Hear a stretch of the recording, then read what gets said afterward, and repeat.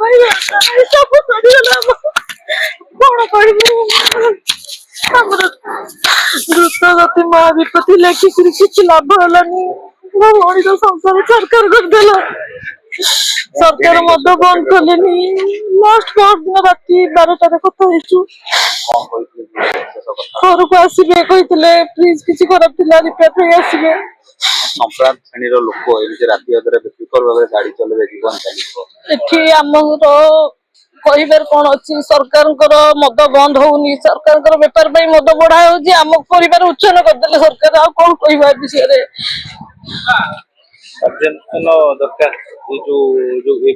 ଦୃଢ କାର୍ଯ୍ୟାନୁଷ୍ଠାନ ଦରକାର, ଖାଲି କାର୍ଯ୍ୟାନୁଷ୍ଠାନ ନୁହେଁ, ଦୃଢ କାର୍ଯ୍ୟାନୁଷ୍ଠାନ ଦରକାର। ଦୋଷୀକୁ ଫାଶୀ।